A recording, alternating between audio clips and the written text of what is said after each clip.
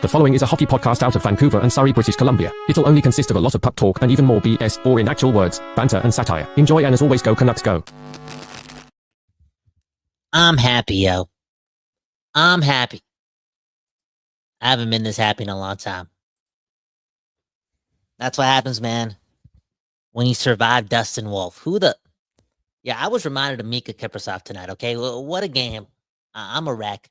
I've been a wreck all season long. It is what it is. We are all Canucks.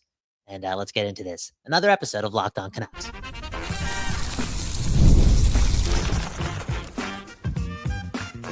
You're Locked On Canucks, your daily podcast on the Vancouver Canucks. Part of the Locked On Podcast Network, your team every day. People, we back doing this. And that's giving you an episode of Locked On Canucks. My name is Kyle Bowen. One love to the Don't Doze Art Lab for giving us the space, right? The hospitality. It's a beautiful thing. Giving us that West Coast vibes so we can give it back to you. That's the place where we record this at. And, man, this whole room full of stress, okay? Full of animosity, okay? This is why I want to wait a very long time to get married, okay? Days like tonight. I'm not ready to show that side to my girl. Because what's going on, man? What's the date? March 12th. And that game felt like round one of the Stanley Cup playoffs. And I was pissed. Again, an emotional roller coaster. Canucks. What was the score? 4-3. And it did something in the third period that we haven't seen all season long. And that's get the job done. And who did it? Not Quinn Hughes, not Marcus Naslund. Not Alex Burrows. It was Elias Pettersson. And after being really, really quiet in the first two periods, and I know you got an assist on the power play. That's something in those first two periods. But it's still must-win game. Something was missing after standing there still when Elias Pettersson gets attacked by Connor Zary. Again, seeing Huberdeau score, it just felt a little sour. Okay, we're down 3-2, and you wanted so much more from Brock Besser, Jake DeBrusk, and Elias Pettersson. And what did we get? We got this guy tying the game up with a handful of minutes left and saving the Canucks season. He was also lethal in overtime. And he scored a goal in the shootout. Okay, Elias Pettersson, man, saved my life. Can we say it together? Elias Pettersson saved my life. Elias Pettersson saved my life. Let's go, baby. What a night from EP40. And I don't want to have the he's back proclamations going long term, but man, oh man, that looked like the old Elias Pettersson, and it has been a long time since we've seen that. Trevor, I believe in aliens. I believe in aliens today. Bring it on. Take over the world. On nights like today, take over the human race. Give it to Elias Pettersson, yo. We needed that, Trevor. He saved our season. Yeah, he did, and honestly, such a key player in that third period. One of the most noticeable guys in overtime. Obviously, has two amazing chances to bury the winner himself, and then just the confidence on the shootout goal to, slip it off the heel of the stick, 5-hole on Dustin Wolf, who has been a Vezina caliber goalie this season. Is it Justin Wolf or Dustin Wolf? Dustin Wolf. Oh, sick! I got it right. Okay. That guy scares me, man. That guy scares me. He was locked in. He was so much fun to watch. He made critical save after critical save in the third period, and he did so with ease. Like, his rebound control was really rock solid too, because he's just super athletic, always in great position, and why are we talking about dude? Puck the wolf, okay? Who cares about that damn creature, okay? I don't like wolves. I love dogs. Speaking of dogs, Quinn Hughes, yo. Quinn Hughes. Again, emotional game. Trevor, honestly speaking, I was working on a thumbnail after the second period, and it was going to be crazy. It was going to be Mark Messier in a Calgary Flames jersey, and the title was going to be, it doesn't get messier than this, okay? Because Quinn Hughes anytime he gets hit, it feels like he gets attacked. Okay, he got attacked by Lomberg. Okay, an extra cross check. Nothing was done. Nothing was done. I don't like that. I hate that. That's stupid. That's not good enough for a team that should be desperate and play for their captain. And we're in Vancouver. Okay, this is not Phoenix. It ain't Arizona. But that happened. What else also happened? Lomberg taking a defenseman and backing him up into Kevin Lankin in the second period too. Okay, Lankin playing back-to-back games and Lomberg just running around trying to kill our players. Okay, I'm sorry. It felt like that. It's an emotional day. Again, this is why I don't want my girl to watch me watch games. He was doing all that, and we did nothing besides let Huberdeau score a couple of goals. It just felt like the darkest period in Canucks hockey. Like that period was the perfect example of what the Vancouver Canucks are. And what did they do? They said, "Puck you, Kyle." Elias Pettersson, Elias Pettersson, man. Saved our season, man. I can't believe it. What a third period, and I'm feeling good, Trevor. Let's get to the playoffs. Yeah, you should be feeling good, Kyle. And this game, you talk about this being the Vancouver Canucks. This was the atypical Vancouver Canucks game this season. I mean, through two periods, not that they played poorly, but they have 12 shots on net. It's the same old Canucks we've seen. Barely shooting the puck, barely testing a goalie in Dustin Wolf that you got to test in order to score. And what do they do in the third period? They come out at one point out shooting the Calgary Flames 17-1.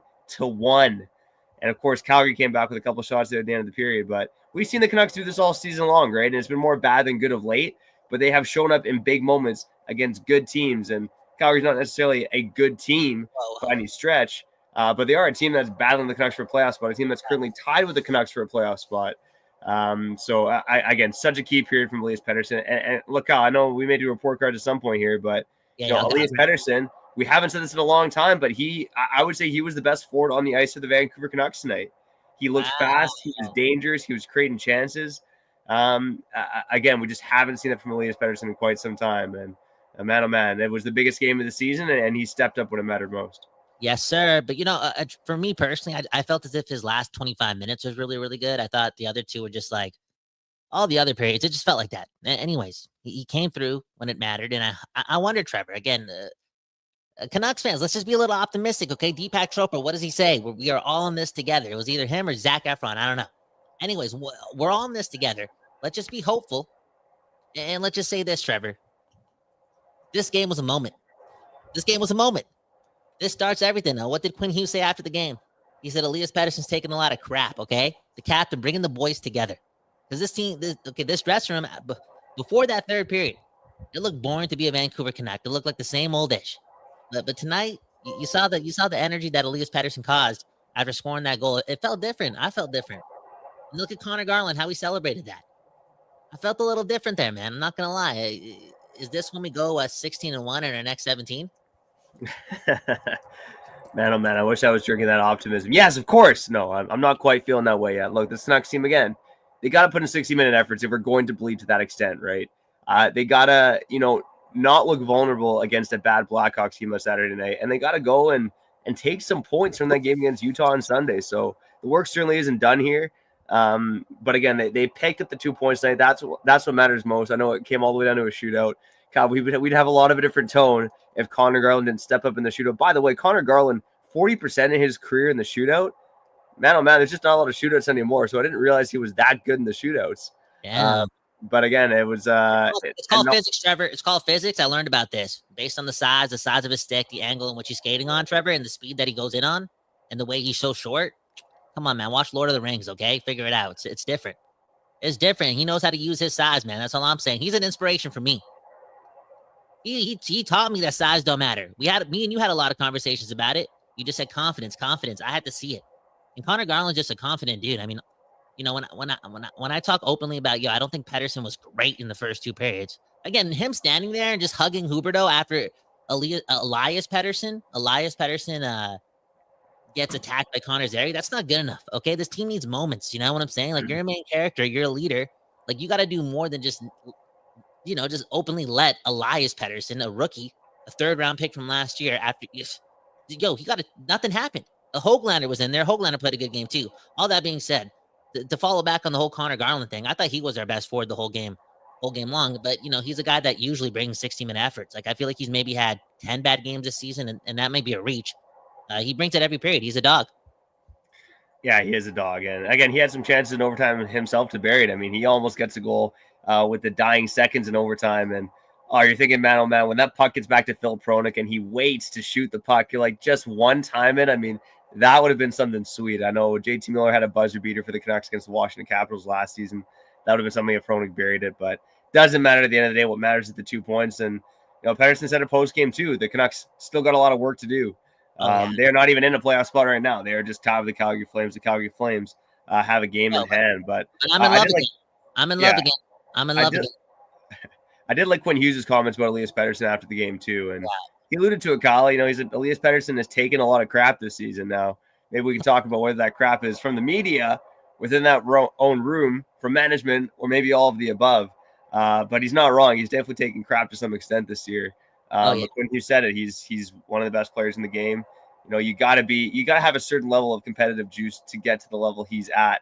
Was one of the other quotes he said. And I mean, again, 1 goal in 21 games, and now he's got 3 goals in his last 4 games. Could have had 4 goals in his last 4 games if it wasn't for the post in the first opening minute or so of the Dallas game. So again, it's not quite the same MVP level guy we saw from 2022-23, but is creeping back to being a first-line player. I mean, Kyle, I had the same thought like through halfway through this game. I'm like, are we gonna come on here and talk about how Pettersson and Besser look like fourth liners? It's gonna be the Mark Messier episode. I'm telling you, it would have got me hired. Okay, for real. I would have, dude, straight up. HBO would have picked me up. Okay, ASAP after that one. Oh no, I'm stoked. I'm stoked to go through the grades and go through a lot of these comments. And we don't do that enough, Trevor, man. You notice that, that we started slipping when all of a sudden we don't read as much comments. It goes hand in hand. You know how Tim Hortons bought Burger King, and now look at us, right? You are what you eat. Do the math. You got to think about everything, bro. So we got to read more comments on the show, and I'm excited to touch on that because I'm emotional. Beggs is emotional, and again, today that's why you want to watch meaningful games in March, man. That was what sports is all about. Well, that was a meaningful game in March, and it guarantees there'll at least be a few more meaningful games for the Canucks to come. Let's give some meaningful grades to these Canucks on the other side and get to some meaningful comments, all after we shout out our friends over at FanDuel. March Madness is here, and hey, March Madness is in the NHL too, baby.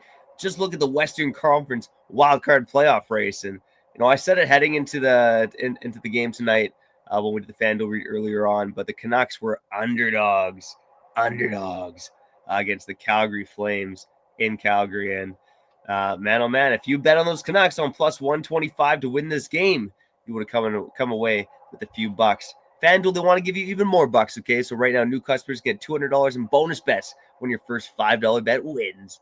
That's 200 extra bucks to use on everything from buzzer beaters to Cinderella stories to Elias Pettersson goals, baby. Let's go. So make sure that whether you bet on NHL, March Madness, NBA, whatever it is, go visit FanDuel.com and get in on the action all season long. Man, oh man, I can't control myself right now, man. That felt like the Super Bowl, man.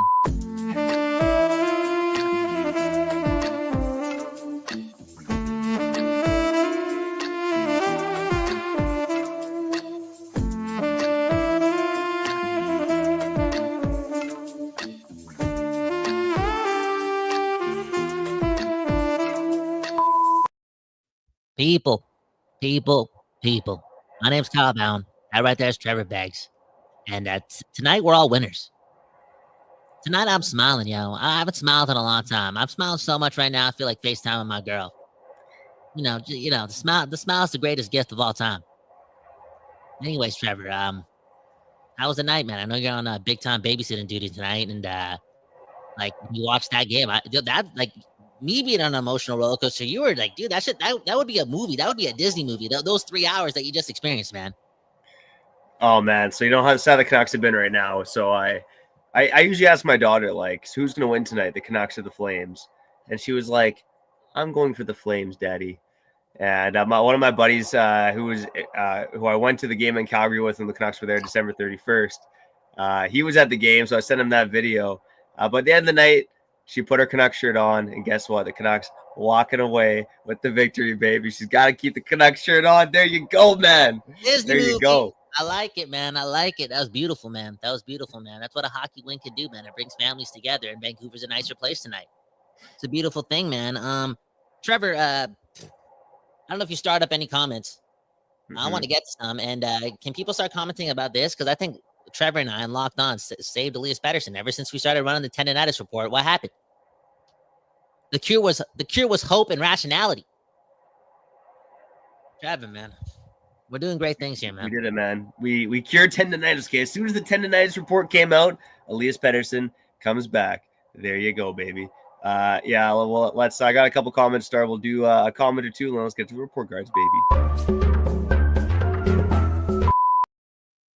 I want to start this comment, and it's probably not the top thing on everyone's mind, but Weekend Nachos saying Mancini, he killed it tonight. And I got to show this graphic, man. So if you're with us on YouTube Live, this is game score for the Canucks tonight. So we're talking about Elias Pettersson being the most impactful Canuck tonight.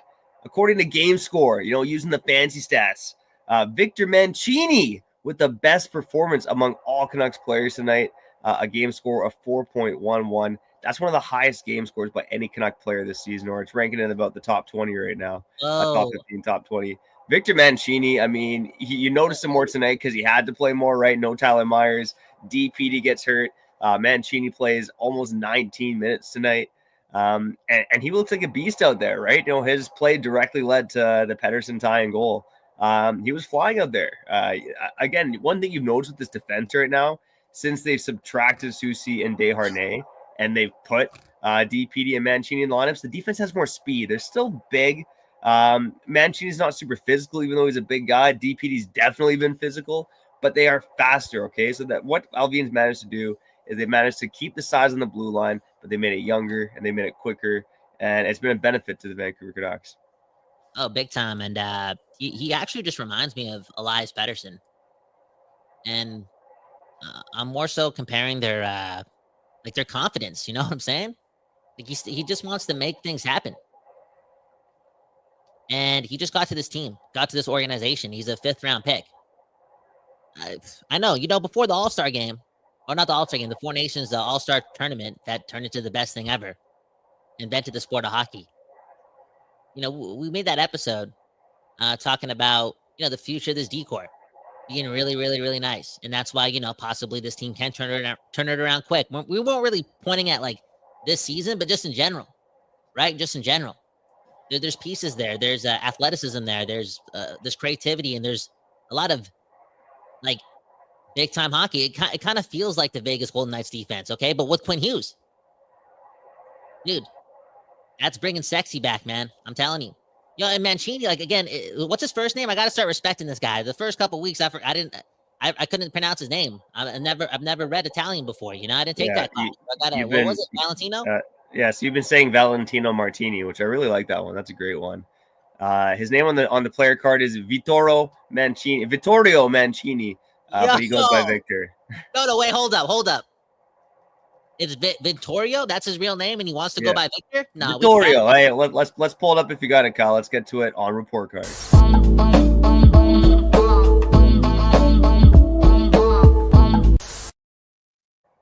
Okay. All right.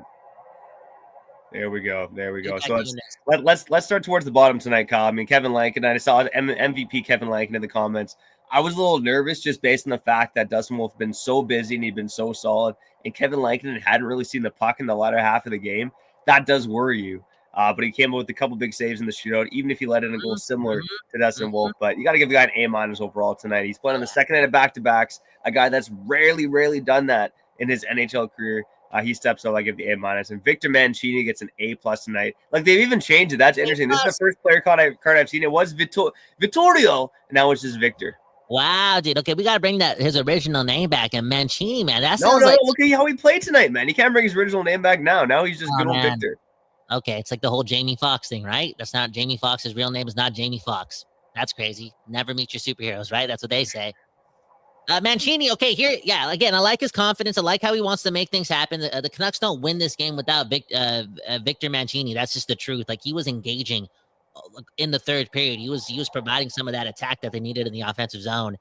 And Mancini, man, if he pops off in Vancouver, then the Canucks win the JT Miller trade. Okay, I know Filipino played his worst game as a Canuck tonight, but we win that trade if Victor Mancini is like legitimate. Okay, and if Mancini is legitimate, yo, what's that pasta, man? And the Mancini, like what's that pasta? I think it's marinara sauce over some macaroni pasta with a lot of fettuccine.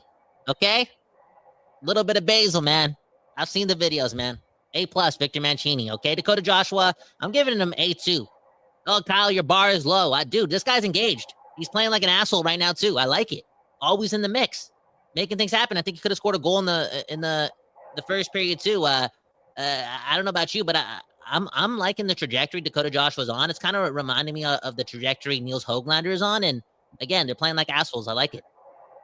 Yeah, and his ice time fell back a little bit tonight. He only played a little under 12 minutes overall, but again, looking more engaged with the puck. Again, he's not a top 6 guy, so he does make some blunders with the puck, just kind of coughing it up or getting checked. But he's got the fight in his game right now. I'd be giving him a B overall.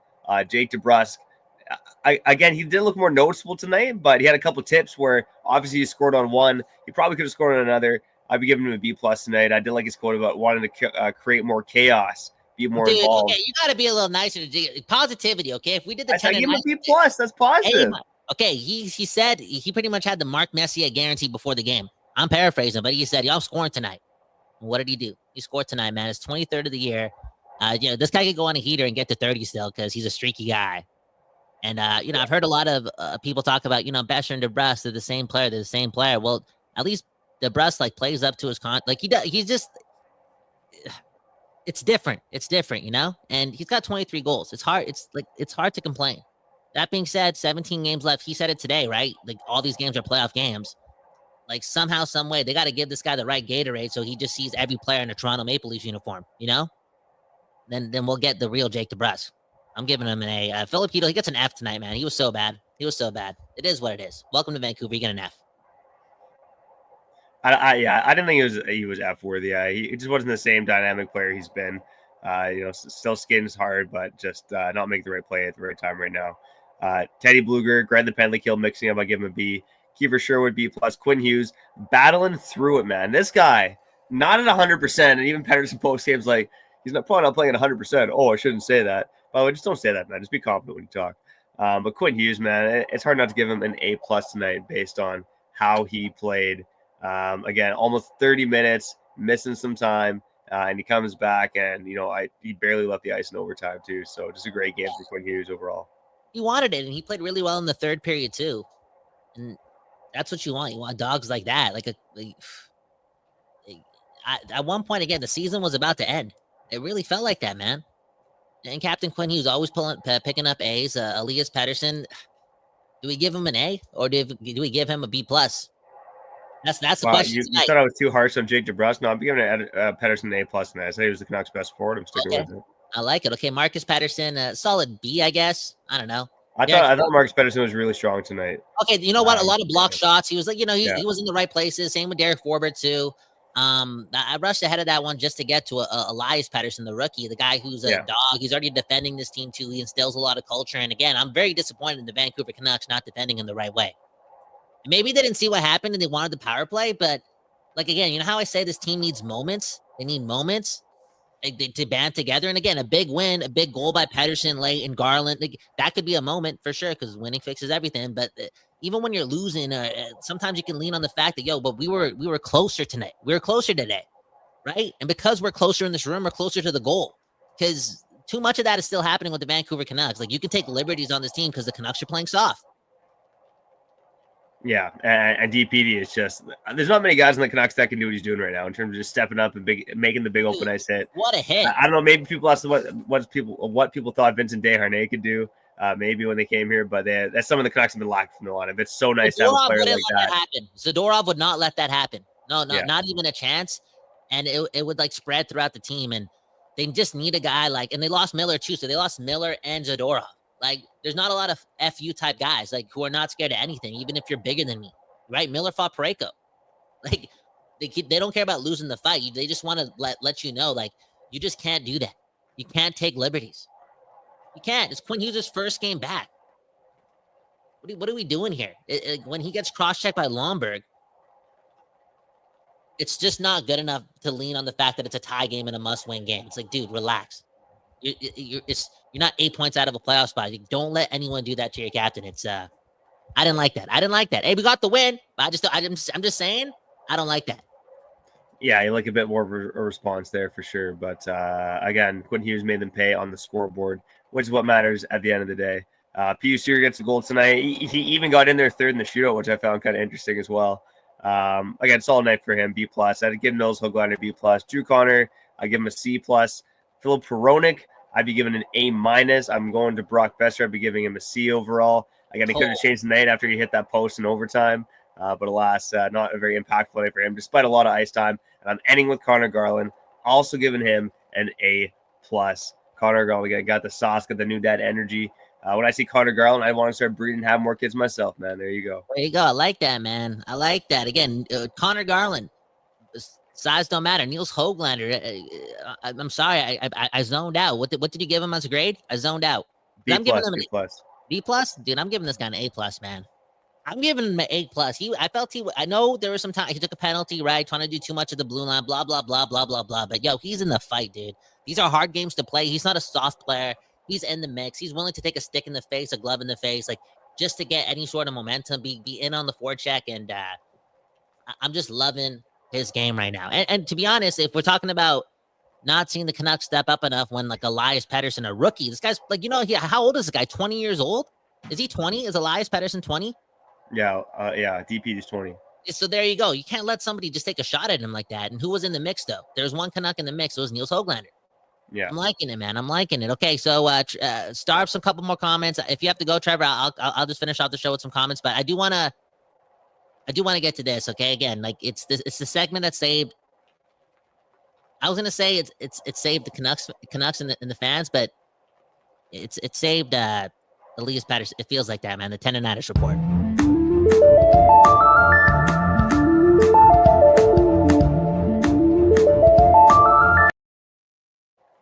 Okay, let's get Trevor in here. Okay, the tendonitis report brought to you by just hope, man. Just hope and positive vibes. And Andrew, like Andrew doesn't even watch our program anymore because it's been negative because the Canucks are losing, right? And me and Trevor, like we therapy's expensive, man. We live in Vancouver. Do the math. Cactus Club, the bill. Okay, so, we got to fix ourselves, and it's hard to stay composed.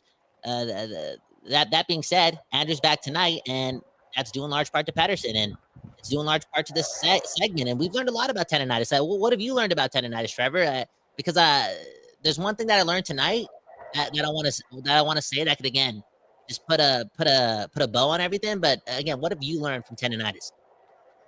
I've learned that it can be cured, baby. Because Elias Pettersson, man, I don't know what happened recently, but or maybe something happened in the second intermission. Who knows? But it looked to me like he cured his little bout with tendonitis, and I thought maybe he was following some of the advice on the tendonitis report. I mean, I found this one recently saying that Bikram yoga apparently the key to fixing tendonitis.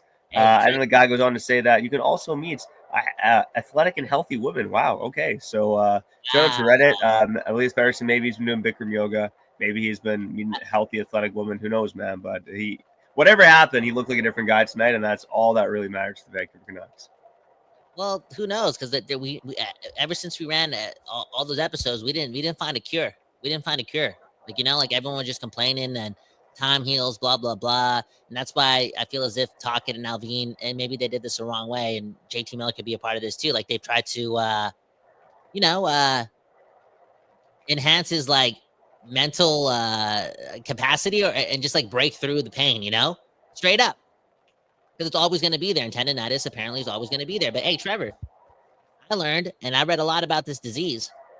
I didn't read it all, but it doesn't kill you. And Trevor, what's that song? Kelly Clarkson? What doesn't kill you makes you stronger. Was that Kelly Clarkson? Sure, yeah. Okay, so big fan. Again, you gotta tie in all the combinations that you get in life and make an apple pie. And what I'm eating right now is the truth. Elias Pettersson's back, and he's learning how to deal with tendonitis. Okay, there you go, man. The tendonitis is subsiding. It can be managed. Elias Pettersson again. Quinn Hughes said it after the game. This guy is an absolute competitor, an absolute dog. So I think there's this narrative gone around that maybe this guy's gotten soft. He's not playing as hurt as some of the other guys are playing. He's not toughing it out. He doesn't hate to lose. I think Quinn Hughes' comments maybe debunked that tonight, perhaps, because again, he's probably not 100% healthy. He's playing through stuff, and he managed to look like one of the best players on the ice tonight. And if he can do that consistently, the Canucks are going to make the playoffs. And Kyle, how bearish have I been on the Vancouver Canucks making the playoffs right now? I mean, I have not been confident in this team getting there.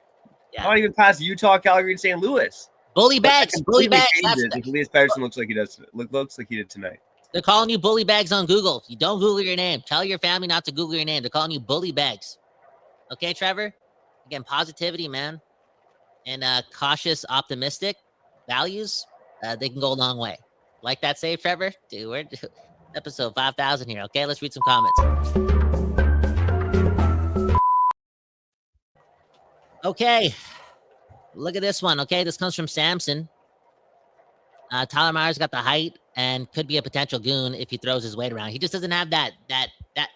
Tyler Myers defends. You know what? I can't talk a lot of shit about Tyler Myers. I feel like he's been around the game for a long time, and there's been multiple times where he's gotten in there. He doesn't have the Zadorov thing, but he's definitely gotten in there.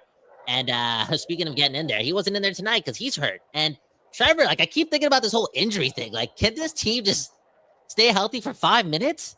And the Myers has gone out a lot. Elias Pettersson, it might be a concussion. If it's a concussion, does Connor Zary get suspended? Probably. No, that was dirty, dude. That was dirty what Zary did. I'm sorry. The refs just didn't catch it. Anyways, if Elias Pettersson's out now, it's just this injury thing, Trevor. I'm so annoyed of it. Well, I think one of the positives is, not with the injury itself. And I think the Canucks, got screwed over by not having more penalties tonight. And Kyle, I'm not that guy, but the Zary play, a punch to the back of the head, probably should have been more than a 2-minute penalty. I wouldn't be surprised if the league looks at it. In fact, I think they will look at it. They will. A couple other plays in this game, too. There was Rasmus Anderson. I think it was tripping or interference on Connor Garland in the neutral zone. Probably another penalty that could have been called in Calgary in this game. But when the Canucks did get on the power play, I think they had one opportunity that kind of looked like ass. But for the rest of the time, they look pretty damn dangerous on the power play. And it's a combination of Elias Pettersson moving his feet. He's not doing it throughout the power play, but he's doing it more. And, of course, Quinn Hughes coming back, dancing at the blue line, and able to save the day there. And you saw at times with both Jake DeBrusk, obviously he had the goal playing net front with the tip in. Brock Besser, I thought, looked pretty good playing net front, too, later on in that Canucks power play where they were dancing around for 2 minutes. So the power play did look better tonight. And, again, for a team that doesn't score, if you're not going to score to even strength, by God, you better score on the power play. And at least the Canucks look dangerous there tonight. Yep, 100%, man. Again, that was the biggest. That's I feel like that was the top 5 biggest win of my lifetime. And I've been around for a long time, Trevor. I don't know why you smiling, man. Most dramatic guy of all time. The moment to me matters more than the moment to you, Trevor. Okay, Trevor, you want to talk about some yoga? Somebody needs to practice what they preach, Trevor. Next comment. And I kind of want to end on this note, okay? Unless you got something that you want to tee off on. But James Moore, don't Google him, please. How does Garland not have a permanent A on his chest by now? And okay, Kyle's gonna get negative, blah blah blah. Shut up, Kyle. Just talk about the game. Just talk about the comment. Don't make it bigger than it is. But this is why I was kind of curious, and this is why Talk is doing it too, like the whole revolving doors of assistant captains, because he's trying to actually find a permanent one, like a leadership group, a new one. Teams lacking some culture and identity, boom, bam. And this is why I was kind of curious to see Brock Besser leave the room, just to see, right? It's physical. It's not like an assumption. Just to see how the locker room would change, because there's one less body and you got to fill up a different void. And, when Brad Richardson went on that whole spiel about JT Miller being this type of leader, being an asshole, has to tone it down, I'm paraphrasing, but, gave up all that energy. He straight away said, bro, Connor Garland's the best leader in that room. He's the best leader in that room. So, again, if he gets a permanent A going into next season and whatnot, just based on the amount of hustle this guy has and how many bad games he hasn't played this season when all this noise is going around, again, I just want that leadership group being dogs. And Connor Garland is a dog. Yeah, 100%. And, I think he leads by his play on the ice, much like Quinn Hughes does, but he is more of a vocal leader as well. He's definitely a guy who's pretty easy to talk to when you're in the room. And you can tell just by his nature. He's definitely a guy that speaks up in that room. And he deserves the game, 100%. He's emotional, but he knows how to keep it, in the middle. Don't get too high. Don't get too low. Stay in the middle and get the F out of here, okay? Just get to work. Speaking of which, we're done, okay? We're done. Kyle Bound, Trevor Beggs, hit the like button. Dude, it does a lot, man. It does a lot. You know, I just think about, I don't know, man. You already know, romantic long walks on the beach. Like even that, you know how much parking is right now? To do the math, you know how much parking is right now? So like even if I want to do a lot of money, man. A lot of money. So hit the like button. Trevor Beggs, I got to feed the kids, man. By the way, my kids waking up. So one love to you and you and you. Go Canucks, go. Okay. We'll be back tomorrow, baby. Let's go.